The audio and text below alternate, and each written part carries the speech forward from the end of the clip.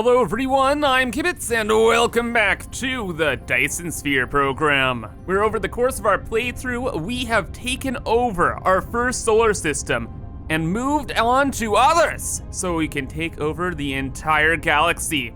And we accomplished this by unlocking warp drives, so we could travel through the galaxy at super speeds.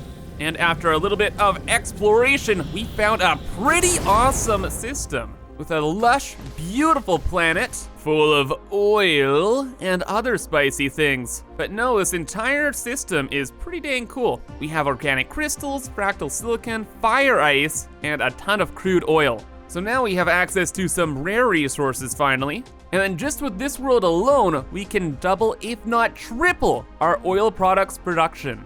Of course though, there is the problem of this being in another solar system. We need to be able to travel back and forth all the time because we're gonna harvest everything from here and send it back home. So that means our goal for today is to better automate our interplanetary logistics, and then finally to turn this rock into our interstellar hub. So lots to do today, so remember to leave a like and let's get going. So as you can see, I've been busy already with doing some minor things. I set up a little bit of power here and automated foundations because this entire planet is going to be covered in them. And I also got a ton of the upgrade tech since we had the purple science. So now solar sails last a very long time and our logistic spots can work pretty well. But with all that jazz out of the way, let's start planning this world. So, couple things to think about. Number one, we need to bring power to other systems most likely. We can't rely on them to have power. So we'll probably set up a bunch of these guys, ray receivers here. We'll probably build them around the equator. And when our Dyson swarm gets pretty big, we'll be able to charge batteries and send that power to other systems. So we're gonna want like all of these. And of course, all of our ray receivers. And also we're gonna start firing more solar sails around the sun so we can use the ray receivers to gather energy from the faraway planet. Just temporarily to see how the ray receivers work, because we want to put them down on a planet that's very far away. So our star and where we want to gather the energy from it. Yeah. And also I don't think I mentioned this in the last video, but we're not fully booting up like all of our cannons here yet, because we need to solve our power and resource issues first. Oh, but dude, that is always so cool. Beautiful. All right, so if we put one of these down, how much power does it generate? Given that we only have like a couple solar sails built so far, a couple kilowatts only, would this actually be better on other planets? So let's do a little quick test right back here and see what's up. So it's like 5 megawatts it was able to gather before, and it's looking like the literal exact same here, 350 kilowatts. Okay, this is actually pretty good, because it means we're not losing out on efficiency by having our power collection way out here. So I'll just go ahead and start placing down as many of these as I can.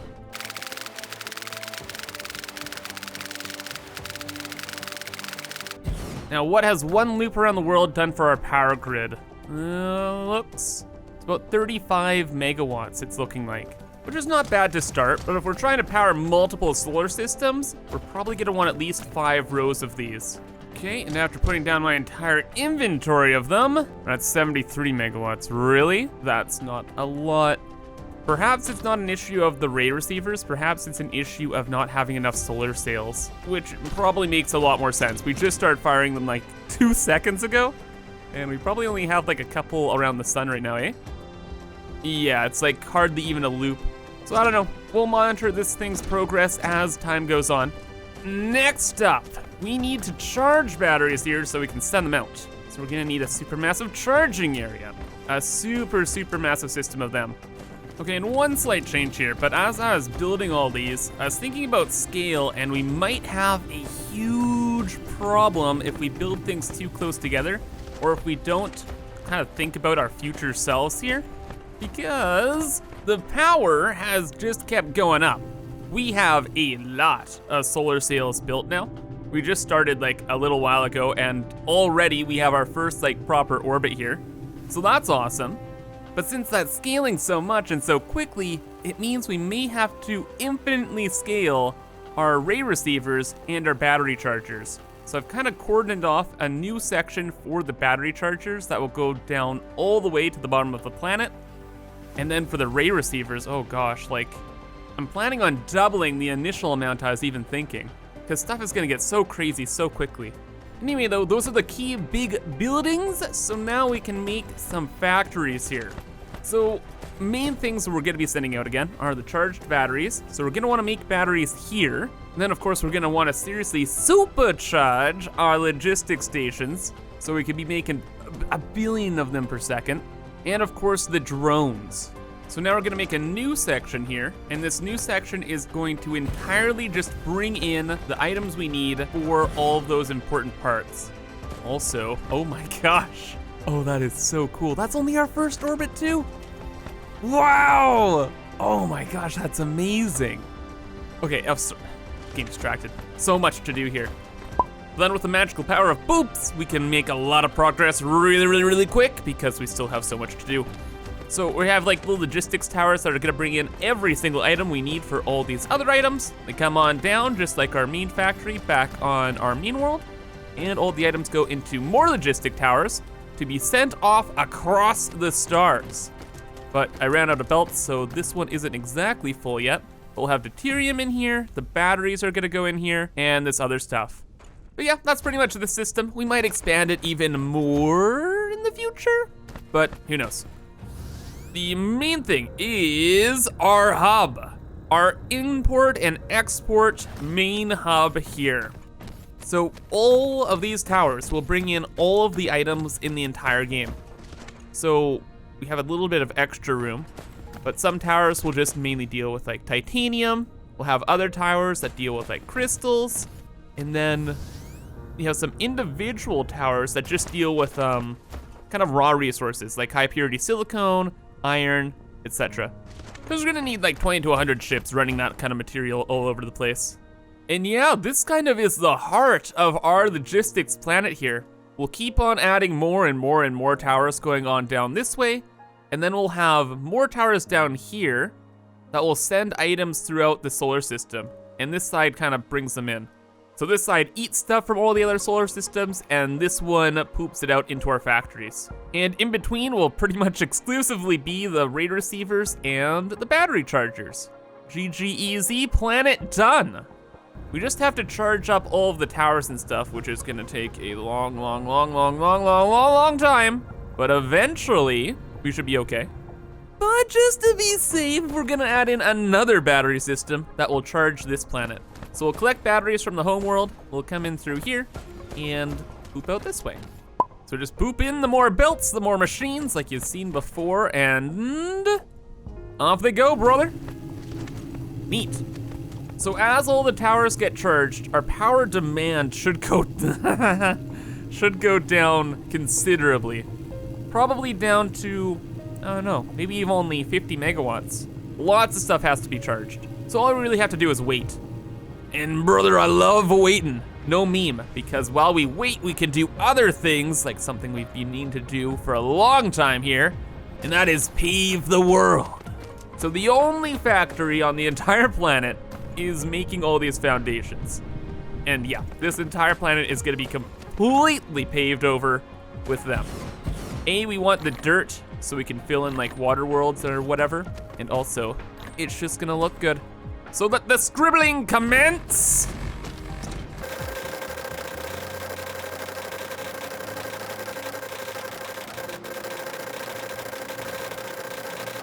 Or maybe actually fax machine simulator. Anyway, a little bit done here. How much do we have left? That used about half of our platforms. Oh wow, okay. That did not pave a lot. That only did like this little scribble. So that means I guess we'll just do as much as we can up here. No. No, we live in the darkest timeline. We're out. We're completely out of foundations. And we only had this little bit left. No, dude. Well, we got half the planet, I guess. And man, it's looking pretty dang wild, brother. Finish that off soon. And we'll get to the other half of the planet later on. Okay, well, that took a while. How are we on power now? Ooh, looking real good, looking exceptionally good. Looks like our batteries are able to power the entire planet, meaning everything's charged and we can start focusing on our new solar system. Beta Geminorum. Yes, this will be the solar system we're harvesting. We checked it out briefly last time, but overall it has a bunch of rare resources, a ton of oil, and there's quite a few planets to mess around with. So it should be fun. Game plan though, we need to figure out how to harvest the solar system. And we're gonna do it in a similar way we did our initial one. We're going to choose a planet to be our logistic world. We'll probably make a forge world and then just have a Randy world. So let's see here. This is our oil world here. It's nice and green and very pretty, but we're gonna completely destroy it by making it an oil refinery, so that's kind of out of the question as a logistics world. This planet way out here is covered in a bunch of water, and it has some important resources on it, so we probably don't wanna make this one our logistic world, since it will have processing. Beta Geminorum 1 here is a nice desert. Ooh, and it has super good energy stats, like wind in energy ratio is 150%, i.e. we put down a wind farm and it does super well. And it's good on solar too. So that could be a really good logistics world. And then there's this rock out here, which is exactly like our logistics world in our initial solar system. But you know, we could just easily set up a lot of power on this world. Like, it's pretty much made for it. There's no oceans, the ratios are really good for power, and we don't need to cover this world in like ray receivers either. So instead, we'll cover it with logistics towers. Oh, and wind farms. Yeah, wind farms. And it shall be beautiful. And I think we're gonna do the thing. We're gonna do the thing. We're going to build a belt of solar panels around the equator here. It's a really, really, really efficient way to make power. And although power is not gonna be a huge issue because we can just bring batteries over, it's kind of just a waste not to like take advantage of how good the planet is. And again, alongside the solar panels, we'll throw down these wind turbines, because on this planet, they make 450 kilowatts. And for a cheap little thing like this, dude, that is a lot of power. Super omega worth it. Oh, and whoops. I kind of got lost listening to a podcast and I built a little bit much here. A lot much, an insane amount. We have like 1,000 solar panels built and probably over 1,000 wind turbines as well. It was a good podcast, okay? So yeah, power's actually good on this world. It's really good. It's exceptional. We're making more power on this world than our home world. Whoops. Yeah, having the 150% efficient wind turbines is pretty good. Now the solar panels help too though. Yeah, the solar panels go all the way around the world. And I also have some wind turbines going up and down some of the poles. And then for this like 1/8 of the planet, I was just like, hey, more wind farms, why not? So there we go. So I guess we don't have to bring batteries to this one, but we will export batteries from it, because now this is kind of our logistics and power world, and we can send the charged batteries off to all the other planets. So same deal as our other logistic world, but we're gonna have the interplanetary logistic towers on both sides of the planet here, and we have a little charging station to get batteries charged, and then we're gonna send them out. And the first planet we absolutely want to get power to is the green world. This green world has oil. The oil turns to graphene, and the graphene that we land turns into the solar sails, pretty much. And also, come on, it's absolutely beautiful here. I just want to spend more time here. So as per pretty much tradition at this point, we're gonna be building our little import hub for batteries right up here. And we'll want a lot of these hubs because we're gonna be making a lot of oil products. But there is the water to deal with, and we don't have a lot of foundations left. So we're gonna do something a little cheesy. Instead of like heaving all of the water in foundations, what you can just do is you can just kind of dot them around a little bit. And then this gets rid of enough water so that you should be able to place like machines around. There we go. It just looks a little bad, a little goofy, but it works and it's cheap. And considering our horrific lack of infrastructure, those are some pretty tasty words. And of course, once we're established, we'll make things a lot more nice.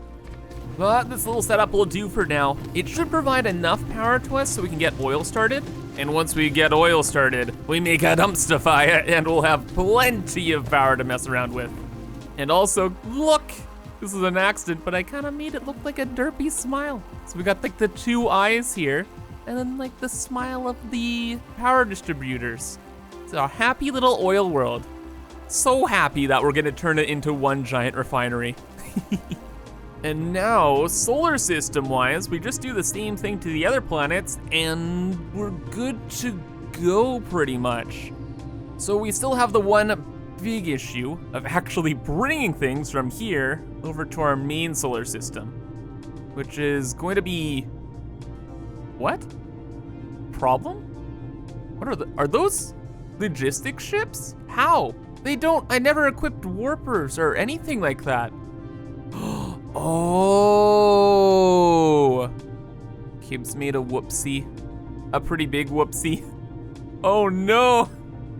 I must have set some of the towers to like import stuff and forgot to turn down the transport range. Whoopsies. So we're demanding these and then our non-warper equipped logistics drones are gonna try and bring them here. Those poor drones now are gonna be stuck in transit for like hours, poor guys. Before I goof anything more, let's go back here and make sure I didn't goof up these towers too. Oh wait, actually, these ones of course are gonna be set right because the default is to have the range be infinite. And these towers are supposed to be interstellar. We just have to be sure to go to the other side of the planet right now and set up some interplanetary towers. So these guys are going to have like super short range, like the 1 light year, and only operate in this solar system. So like when we're gathering, you know, copper ingots or the graphene or whatever, the drones just travel from A to B and not from like A to, you know, B. Because that's the whole point of having like a logistics sub. Everything bounces back and forth to here, and then from here to over there. And I guess it's nice to see that these ships are moving. It's just I want to see them moving with warpers. So let's do a little bit of a test. Let's set up a tower here that has like, I don't know, a bunch of copper ingots. So it's like, hey yo, what up bro? Let's get you smelted and then get you moving. Then if we have this set to local demand, the planetary towers will just have the drones, the little guys, bring the ingots here, and then it's a remote supply. So the long range logistics drones will come and pick stuff up from here. And that should be all set up and good to go, meaning we are going back to Kibitz to finish off our test. Woo! And just enough power too. Perfect. All right, so I made a logistics station that collects warpers from our homeworld because we're gonna be making those there, and it brings them to this tower. This tower then uses just the little drones to distribute all the warpers to all the other towers. So now they're all full and good to go. We could have used belts for that, but then I was like, drones are fun. So that's that. So we got the warpers. It wants to demand this. And then if we put logistics drones in here, this tower should send them out. And off they go. But they are going off all over the place. What? They're going in like a circle. Oh. Oh, that one just freaking zoomed. Oh, brother, that one's moving. Where are the other ones going? I don't know. Wow, that one's moving fast. Since this one took a warper, is it going to be able to come back? That's kind of like the problem. Like, I don't know if we have to bring warpers to the other system here. I doubt it. Like, if I had to guess, I think the game is smart enough to like be able to warp here and then warp back. And that's how the thing's gonna work. But yeah, it's landed. It changed color, so it has the copper now. Please zoom. Please be smart. Oh yeah, bud. Big brain. So then it must take like 2 warpers from here to go back and forth. Oh, that is super omega convenient. Now the other thing, where did those other ships go? Oh, of course, it's going to Kappa Delphini 1. So we have this entire planet being harvested, and it's sending copper out as a supply. So it's sending the copper both to Kappa Delphini 4 here and to our home world. But I guess, everything should work itself out. The towers on our logistics world will get filled up, so no more ships will go back and forth. In fact, it's looking like that's already happened. And then, once we get our other solar system more industrialized, we'll turn off all the towers from supplying resources, and then we'll be all good. So super weird explanation, but pretty much everything's gonna be fine. Soon.tm. But yeah, main thing is, we got our interstellar logistics online. But even better, I got a little bit more concrete here, so we can fill in the rest of this. And now our planet is nice and clean, all paved. Almost. Professional on the top, and then sweatpants on the bottom. However though, that's gonna be all for today, so I hope you guys enjoyed, and thank you for watching. But have a fantastic rest of your day, and bye-bye.